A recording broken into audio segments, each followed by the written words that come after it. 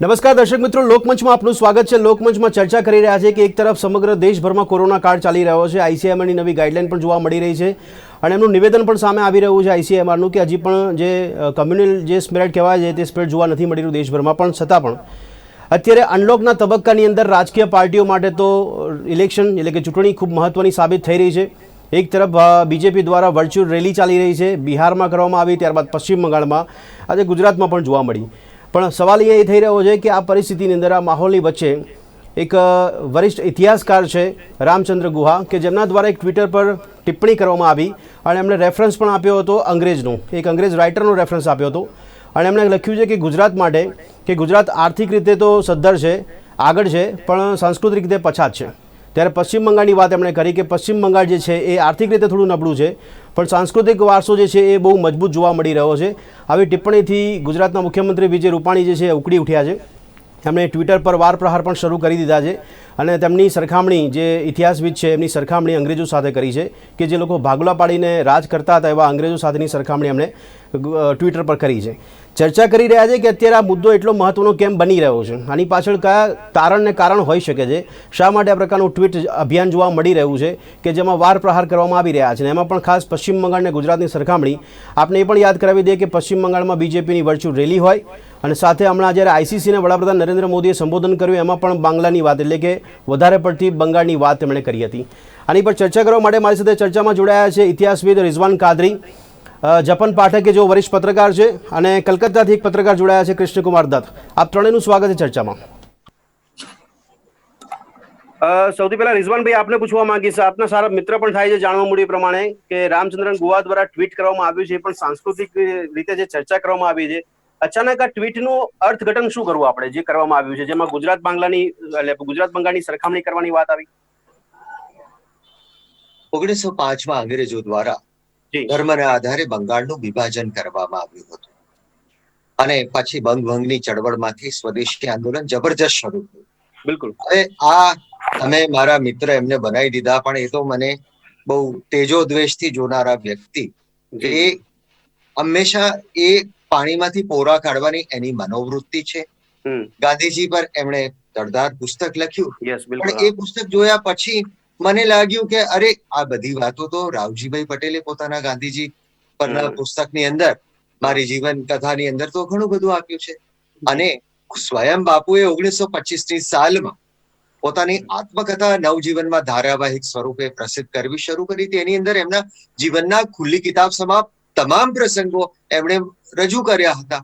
હવે એ પ્રસંગોને રામચંદ્ર ગુહા કે અન્ય લોકો દ્વારા બીજી રીતે સેન્સેશનલ, ચવાયેલા શેરડીના કૂચડા હોય એને નવા નવા પેકિંગની અંદર એકની એક વાતને લોકોની સામે મૂકવાનો પ્રયાસ કરવામાં આવે છે। બીજી આ બધાની એક દિલ્હીની એક આખી ગેંગ છે, એ ગેંગનો હું ઘણા વર્ષો સુધી ભોગ બનતો રહ્યો।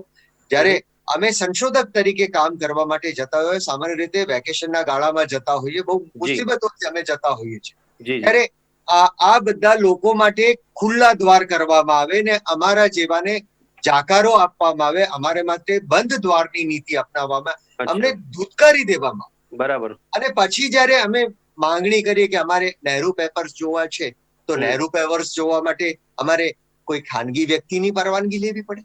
બરાબર। અને પછી આ બધા પેપર્સ રામચંદ્ર ગુહા માટે ઉપલબ્ધ કરવામાં આવે, જે અમને કહેવામાં આવે કે આ ક્લોઝ કલેક્શન, અને એ પછી રામચંદ્ર ગુહાનું પુસ્તક આવે અને અચાનક જ આ બધા પેપર્સ ઓપન। પણ આ ભેદભાવ આપને રિઝવાનભાઈની પાછળ કારણ શું જાણવા મળ્યું કે આ ભેદભાવ કેમ કરવામાં આવતો હતો? અને બીજો સવાલ, એક ઇતિહાસવિદની ભૂમિકા શું માનવી આપણે કે ત્યારે રાષ્ટ્ર ફલક પર કે સોશિયલી કે જો કોઈ માહિતી ખોટી સ્પ્રેડ થતી હોય દેશભરમાં ઇતિહાસને લઈને, તો કદાચ ત્યાં એ ભૂમિકા ઇતિહાસવિદની જોવા મળી શકે। ઇતિહાસકારનું કર્તવ્ય છે સત્ય સામે મૂકવું। હવે એમણે જેમનો સંદર્ભ મૂક્યો છે, એમણે કયા સંદર્ભમાં લખ્યું છે, કયા અનુસંધાનમાં લખવામાં આવ્યું છે, અને એ સંદર્ભ આજે એનું કેટલું મહત્વ છે, એની યથાર્થતા કેટલું છે, રેલેવન્સ કેટલું છે, તટસ્થતા, નિષ્પક્ષતા જાળવીને ઇતિહાસકારે સાચી હકીકત પ્રસ્તુત કરવી પડે, એના એવિડન્સ સાથે મૂકવું પડે।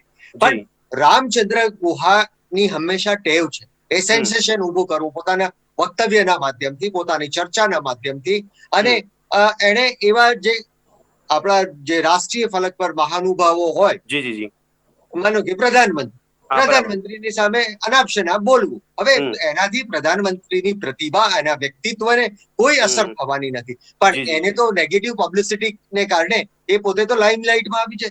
આજે ઓકે. વૈશ્વિક કક્ષાએ કોરોનાની મહામારી ચાલી રહી છે. હમ. સવાલ એ આવે છે, સંસ્કૃતિ એટલે શું?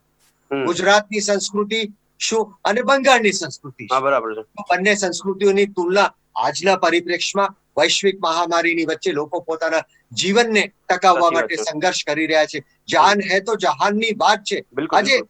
જાનને બચાવવા માટે લોકો મહેનત કરી રહ્યા છે, જી. પોતાની જાતને બચાવી રહ્યા છે. હા, યસ. કોરોનાનો આંક વધી રહ્યો છે અને હમ. એવા સંદર્ભની અંદર જ્યારે આ રાજકીય વાતાવરણ બંગાળમાં ઇલેક્શન તો જ્યારે થશે ત્યારે થશે. હા, યસ. ઇલેક્શન એના ક્ષેત્રનો જુદો છે, પણ હમ. અહીંયા બે સંસ્કૃતિઓ વચ્ચે તુલના એ ઓકે. અસ્થાને છે. અને બરાબર. ગુજરાતની સંસ્કૃતિની બંગાળની સંસ્કૃતિ સાથે કે બંગાળની ઓકે. સંસ્કૃતિની ગુજરાત સાથે તુલના થઈ શકે જ નહીં. બસ સાચી વાત છે આપણી. જપનભાઈ, એ સવાલ એ પણ થઈ રહ્યો છે કે સાંસ્કૃતિક આ રીતે સરખામણી કરવી આ સમયે અચાનક એની પાછળનું તર્ક અને કારણ શું આપને લાગે છે? અને બીજી બાબત, આપણે એ માનવું યોગ્ય રહેશે ખરી કે રાજકીય માહોલ માટે અથવા તો રાજકીય સ્વાર્થ માટે પાર્ટીઓ લડી રહી હોય એવામાં આ પ્રકારનું નિવેદન વધારે અસર કરે છે, એવું માની લેવું આપણે? એટલે ભદ્રેશભાઈ, આ એક તો ઇતિહાસકાર નથી, કહેવાતા ઇતિહાસકાર છે, હિસ્ટોરિયન નહીં પણ એજન્ડિયન છે. જી. એક એજન્ડા હાથમાં લે અને એજન્ડાને ફિટ બેસે એવા હિસ્ટ્રીના તથ્યો શોધી કાઢે. કારણ કે બિલકુલ. રિઝવાનભાઈ જાણે છે કે રિસર્ચ કરતા આપણે જે જોઈએ એ મળે. જી. આપણે જી. ગાંધીજીને ખરાબ ચિતરવા હોય તો એવા 5 હા. ઉદાહરણ મળે, સાચી સારા વાત છે. ચિતરવા હોય તો એવા 5 ઉદાહરણ મળે. બિલકુલ, આપણે બિલકુલ. આંબેડકર સાહેબને આમ ચિતરવા હોય તો ઉદાહરણ મળે, તેમ ચિતરવા હોય તો પણ ઉદાહરણ જી, મળે. જી, જી, યસ. એવી જ રીતે આ વામપંથી કહેવાતા ઇતિહાસકાર એ પહેલા એક એજન્ડા નક્કી કરે છે અને ઓકે. પછી એ એજન્ડાને ફિટ બેસે એવું જ્યાંથી ને ત્યાંથી ઉલેચીને આપણી સમક્ષ પીરસે છે. જી. હવે એમનો એજન્ડા શું છે? એમનો એજન્ડા પાછલા કેટલાક વર્ષોથી ગુજરાતને ડિસ્ક્રેડિટ કરવાનો છે. હવે એમને ગુજરાત થી શું દુઃખ થયું છે ખબર નથી, પરંતુ મેં એમની ટ્વીટ નો ઇતિહાસ તપાસ્યો, કારણ કે એડવાન્સ ટ્વીટ સર્ચ કરવાની સુવિધા છે. એમને ગુજરાતને કેરળ સાથે સરખાવીને ગુજરાતની ટીકા કરી છે, કાશ્મીર સાથે સરખાવીને પણ ગુજરાતની ટીકા કરી છે. લગાતાર એમણે ગુજરાત પ્રત્યે વોમિટિંગ કર્યું છે અને એમનો ડાયરિયા આપણે ઓકાતો જોયો છે. હવે અત્યારે આ ટ્વીટ એમણે કેમ કરી? કારણ કે બંગાળમાં 1 વર્ષની અંદર જ વિધાનસભાની ચૂંટણી આવે છે. ચોક્કસ. અને એ ચૂંટણી મમતા બેનર્જી બંગાળની અસ્મિતાના મુદ્દા પર લડવાના છે. અને એની સામે જે મુખ્ય ચહેરા છે એ છે 2 ગુજરાતીઓ, અમિત શાહ અને નરેન્દ્ર મોદી. એટલે ગુજરાતી વર્સિસ બંગાળીનો નેરેટિવ અત્યારથી આ લેફ્ટ બ્રિગેડ ઇરાદાપૂર્વક ઉભો કરી રહી છે. પરંતુ એમનો આઈડિયા ફેલ ગયો છે, કારણ કે આજે અહેમદ પટેલે પણ ટીકા કરી છે આ ટ્વીટની, વિજય રૂપાણીએ પણ ટીકા કરી છે, અને તમે ટ્વીટના જવાબમાં જોશો તો સંખ્યાબંધ લોકોએ ટીકા કરી છે. એટલે આ એક સ્પષ્ટ એજન્ડા છે અને આમનો એજન્ડા ખૂબ જાણીતો છે. આમના બાયસ, આમના પ્રેજ્યુડાઇઝ રામચંદ્ર ગુહાના ખૂબ જાણીતા છે. મારી એક વાત પૂરી કરો એમના પ્રેજ્યુડાઇઝ નું ઉદાહરણ આપીને. ગોવામાં રામચંદ્ર ગુહા જાય છે અને ત્યાં આગળ બીફ ખાય છે, ગૌ માંસ ખાય છે, એનો ફોટો પડાવે છે અને પછી ટ્વીટ કરે છે ફોટો મૂકીને રામચંદ્ર ગુહા કે કારણ કે ભાજપ શાસિત ગોવામાં હું બેઠો છું એટલે હું ગૌ માંસ ખાઈને સેલિબ્રેશન કરું છું. ઓન રેકોર્ડ સત્ય છે. કોઈ મુસલમાન કે ક્રિશ્ચિયન પણ ગૌ માંસ ખાતો હોય ને તો પ્રદર્શન નથી કરતો કે આપણા હિન્દુ ભાઈઓ આહત થશે, એવો ગાયને માતા માને છે. આ રામચંદ્ર ગુહા આવી ટ્વીટ કરે છે, એનો ભાજપ સામેનો બાયસ થતો થાય છે, એનો જમણેરી આખી ધુરા સામેનો બાયસ થતો થાય છે. અને આ પોલિટિકલ એજન્ડા સાથે વર્તનાર ઇતિહાસકાર છે. જો પોલિટિકલ એજન્ડા સાથે કોઈ વાર્તાકાર વર્તે કે કોઈ કવિ વર્તે તો એ સમજાઈ શકાય, ઇટ્સ અ ફિક્શન. પરંતુ ઇતિહાસકારે તો ઇતિહાસ તો દર્પણ કહેવાય, ઇતિહાસ હોય બતાવવાનું હોય. આજે આપણે આ રોગચાળોમાં જે ઉપાયો કરી રહ્યા છે એપિડેમિક એક્ટના આધારે કરી રહ્યા છે. એક સદી પહેલાનો એપિડેમિક એક્ટ છે, એ વખતના ઇતિહાસના તથ્યોને આધારે તૈયાર થયો છે. પણ જપનભાઈ, આમાં વ્યક્તિગત રામચંદ્ર ગુહા માટે આપણે જે વાત કરીએ, વ્યક્તિગત જપનભાઈ આપણે માનવું કે ત્યાંની પોલિટિકલ પાર્ટીના એજન્ડાના ભાગરૂપે એક ટાર્ગેટ આપ્યો હતો, એ ટાર્ગેટ પ્રમાણે ટ્વીટ થઈ રહ્યા છે. એનું કારણ કહું તમને કે એમણે જે ફિલિપ સ્પ્રેટને આમાં ટાંક્યા છે, કારણ કે જે એમણે જે ટૂલનો ઉપયોગ કર્યો છે ગુજરાતને ડિસ્ક્રેડિટ કરવા માટે અને ગુજરાત અને બંગાળ વચ્ચેની એક ડિબેટ ઉભી કરી દેવા માટે, ગુજરાતીઓ અને બંગાળીઓ લડી પડે એ પ્રકારની ડિબેટ ઉભી કરવા જે સ્પાર્ક એમણે મૂક્યો છે, ફેલ ગયો છે. એમાં જે ફિલિપ સ્પ્રેટ નું કોટ એમણે ટાંક્યું છે, બીજાના ખભે બંદૂક મૂકવાનો ટ્રાય કર્યો છે. એ ફિલિપ સ્પ્રેટ હતા કોણ ભાઈ? ફિલિપ સ્પ્રેટ એક બ્રિટિશ કમ્યુનિસ્ટ હતા. અહીંયા સામ્યવાદનો ફેલાવો કરવા માટે ભારતમાં એમને મિશનમાં મોકલવામાં આવ્યા હતા આ બધી બિલકુલ ફેક્ટ ચીજો છે. અને કોમ્યુનિસ્ટ પાર્ટી ઓફ ઇન્ડિયાના સ્થાનિક સભ્યો પૈકીના ફિલિપ સ્પ્રેટ એક હતા. હવે આ ફિલિપ સ્પ્રેટ જે કાશ્મીરની સ્વતંત્રતા નહીં પણ એ વખતે વકીલાત કરતા હતા. શેખ અબ્દુલ્લાના નેતૃત્વ હેઠળ કાશ્મીરને સ્વતંત્ર કરી દો. આ ફિલિપ સ્પ્રેટ જે કમ્યુનિસ્ટ પાર્ટી ઓફ ઇન્ડિયાના સ્થાપક છે, એણે ગુજરાત વિશે કઈ કહ્યું એ સિલેક્ટિવલી રામચંદ્ર ગુહા ઉઠાવે છે. કારણ કે મારી પાસે અનેક આર્ટિકલ છે, રિઝવાનભાઈ પાસે પણ હશે. કેટલાય બ્રિટિશરો ગાંધી યુગમાં અહીં આવતા હતા, દાંડી યાત્રાનું કવરેજ કરવા અહીં આવ્યા હતા. અને અનેક આર્ટિકલો ગુજરાતના કલ્ચરને, સંસ્કૃતિને બિરદાવતા લખ્યા છે. પરંતુ સિલેક્ટિવ ઉઠાવવું, એજન્ડા પ્રમાણે ઉઠાવવું અને ફિટ બેસાડવું, રાજકીય આકાઓની કુર્નિશ બજાવવા, આ પ્રકારના ઇતિહાસકારો ઇતિહાસકાર નથી. રામચંદ્ર ગુહાને હું ઇતિહાસકાર માનતો નથી. He is a discursionist, not historian, but historian કહેવાય છે. He is agendian, not historian. Okay Krishna Kumar ji, क्या कहना चाहोगे इस पे? इस एक एजेंडा के तौर पर हम इनको देखा जा रहा है कि अगर पॉलिटिकल पार्टी का कोई एजेंडा है, वैसे भी पश्चिम बंगाल में इलेक्शन आ रहा है अगले साल, तो उसकी तैयारी में ये ट्वीट किया जा रहा है, तो इससे तो बहुत बड़ी उलझन खड़ी हो सकती है ना। सांस्कृतिक तौर पे गुजरात और बंगाल को ये आमने सामने खड़े कर देना, और फिर वहां की जो प्रजा है, वहां के लोग हैं, वो लोग ट्विटर से फिर युद्ध करेंगे, ट्विटर युद्ध चलेगा, क्या है ये? अग्नेश जी, पहले ये बात हम स्ट्रेट बोल चाहते हैं जो क्या है। हम लोग जो बंगाल का आदमी है जी, हम जनता है, जो इंडिया का जो इंडिपेंडेंट रहा है, भारत जो स्वाधीन हुआ है, इसलिए जो मेन सेनापति था वो एक था गांधीनगर का जन्म लेने वाला गुजराती महात्मा गांधी जी है जी, और एक है कलकत्ता का नेताजी सुभाष चंद्र बोस। बिल्कुल। ये सुभाष चंद्र बोस का जन्म हुआ उड़ीसा में जी। तो स्वाभाविक ये क्या है, बंगाल और गुजरात कभी भी अलग नहीं है जी जी। ये जो रामचंद्र जी ने जो ट्वीट किया है, हाँ बिल्कुल, हम लोग ये कलकत्ता का जो आदमी है, वेस्ट बंगाल का जो पीपल है जी जी, वही पीपल लोग मैक्सिमम नहीं है, कोई पीपल लोग ये नहीं मानेंगे गुजरात अलग है, बंगाल अलग है जी। क्या है, पहले से बोलता है कलकत्ता है संस्कृति का राजधानी, ये बोलता है लोग। क्या है, यहाँ पर सत्यजीत राय भी है, नेताजी सुभाष चंद्र बोस है, हेमंत मुखोपाध्याय है, और सारे बंगाली लोग है, ये कल्चरल काम करता है, पंडित रविशंकर भी है, ये सब बोलता है। नहीं, कृष्ण कुमार जी सवाल मेरा ये है कि हम बोलता है इस कल्चर को जानबूझकर पॉलिटिक्स बनाने की कोशिश हो रही है। लेकिन ये रामचंद्र जी है, थोड़ा बहुत जयपन पाठक जी जो बोल रहा है, हम उसके साथ सहमत है। ये एक फिल्म स्प्रेड करके एक कम्युनिस्ट लोग का कोट करके वो बोल दिया है, बहुत अच्छा से, बहुत चातुरी से ये ट्वीट किया है। ये मैं नहीं बोल रहा है, दूसरों जो बोला है, लेकिन यह है हम लोग जो स्टूडेंट लोग है, रामचंद्र जी तो हमारा मास्टर है, बिल्कुल, वो टीचर है सब जी। तो वे टीचर के पास हम क्या सीखेंगे?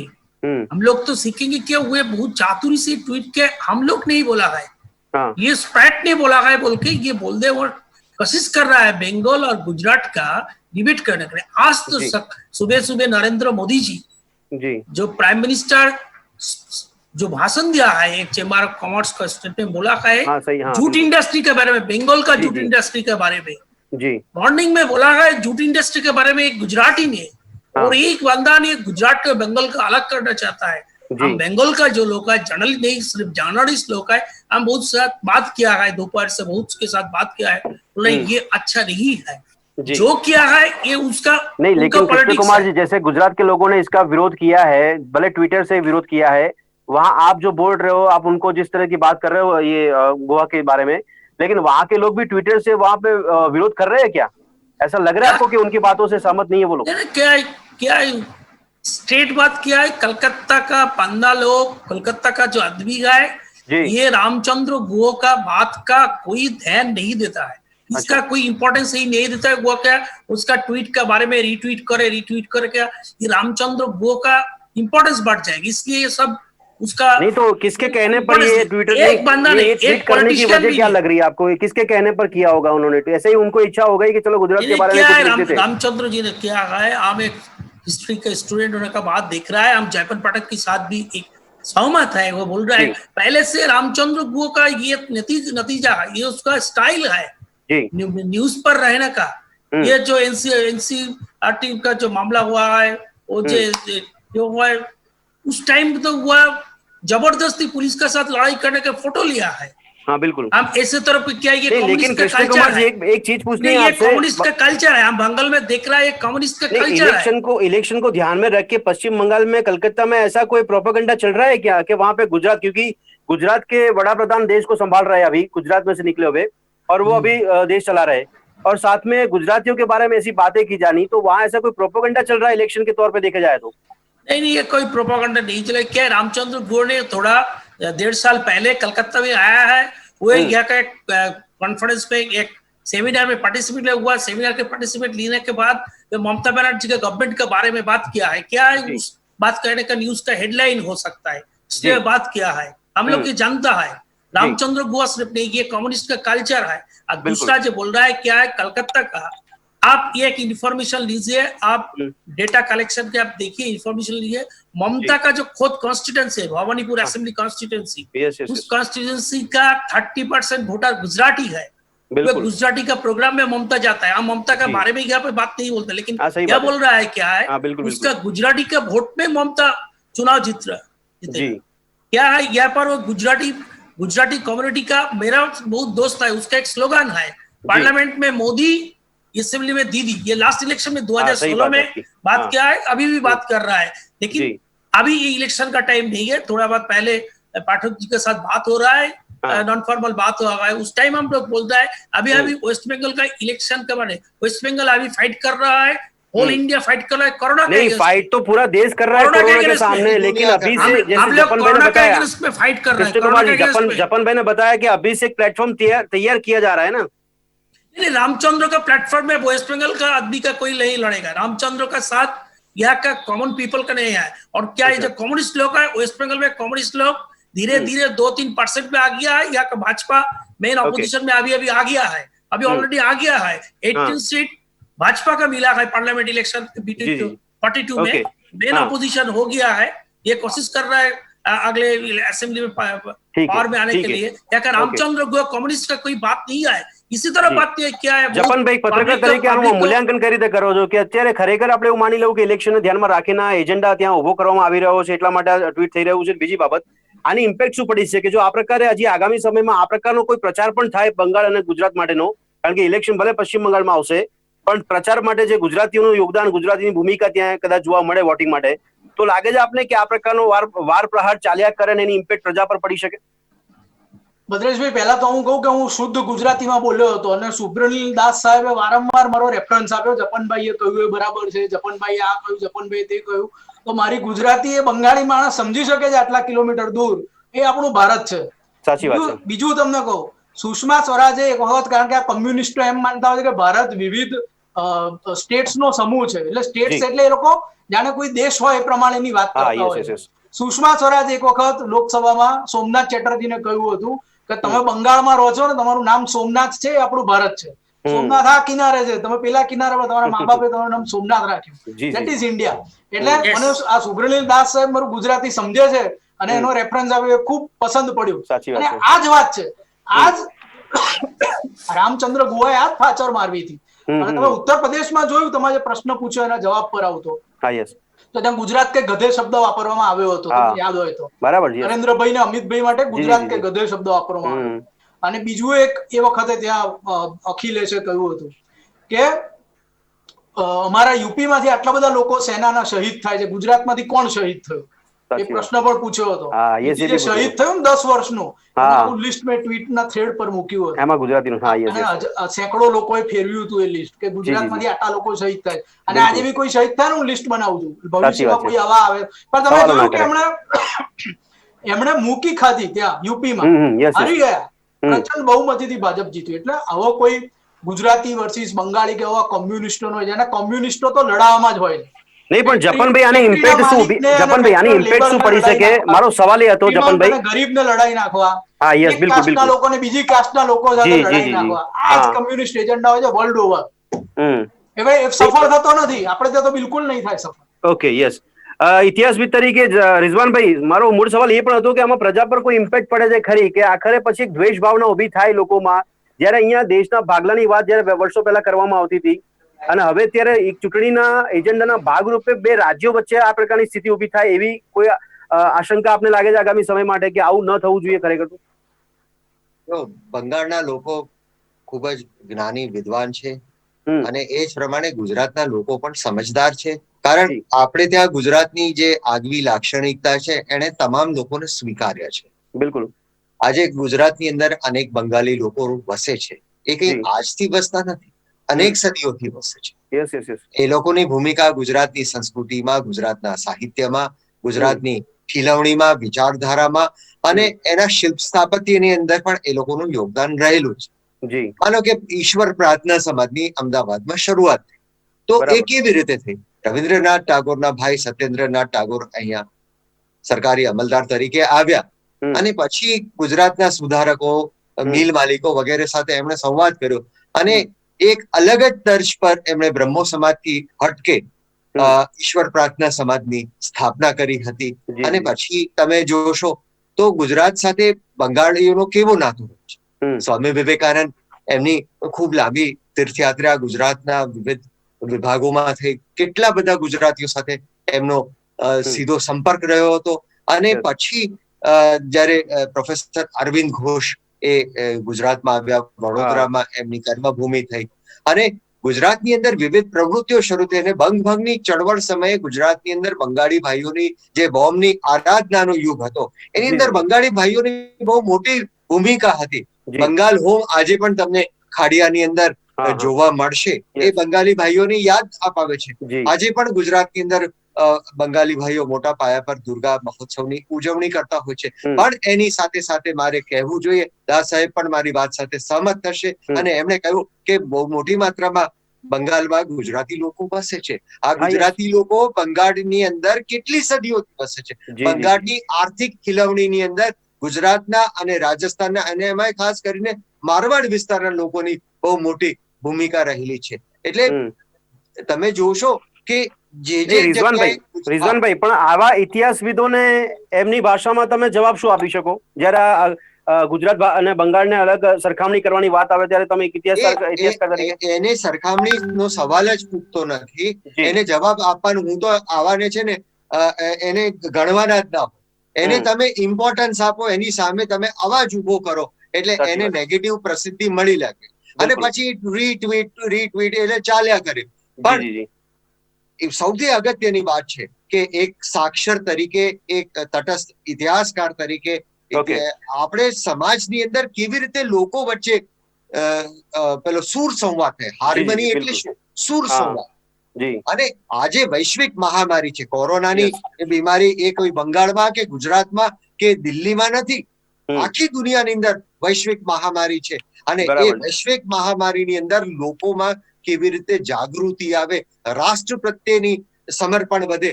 રામચંદ્ર ગુહાએ કેમ એ બતાવ્યું ને કે નાગરિક ધર્મ નિભાવવા માટે આપણે ઇતિહાસમાંથી શું બોધ પાટલીએ? ઇતિહાસનો બોધ એ છે કે જયારે આપણને આપણા વડાપ્રધાન હાકલ આપે, આહવાન આપે, આપણે આ કરવાનું છે. તંત્ર દ્વારા, સ્થાનિક તંત્ર દ્વારા આપણને આહવાન આપવામાં આવ્યું. સરકાર જયારે સફાઈ અભિયાન ચલાવતા હતા 1924ની સાલમાં, ત્યારે નાગરિકોને એમણે કહ્યું હતું કે તમે કચરો નાખવાનું બંધ કરશો, તમારા આંગણા સ્વચ્છ રાખશો, તમારો મોહલ્લો, તમારી પોળ આપોઆપ સ્વચ્છ થશે, શહેર સ્વચ્છ થશે અને આખો મુલ્ક સ્વચ્છ થશે. બરાબર છે. કચરો નીકળશે. ओके कृष्ण कुमार जी, आप क्या कचरा साफ करने बिल्कुल बिल्कुल कृष्ण कुमार जी, एक तो आप वहां पे से बैठे बैठे ही, लेकिन रामचंद्र गुहा को हमारे माध्यम से क्या कहना चाहोगे इसके बारे में? ट्वीट ऐसे जो किया है उसमें, और दूसरी बात, लोगों को भी क्या मैसेज देना चाहोगे आप कि जिस तरह से इलेक्शन का अगर या चुनाव का कोई भी एजेंडे के तौर पर भी काम किया जा रहा है, अगर लोगों का इस तरह से इमोशनल बेनिफिट उठाने की कोशिश भी हो रही है तो नाकामयाब होनी चाहिए, ऐसा लग रहा है आपको?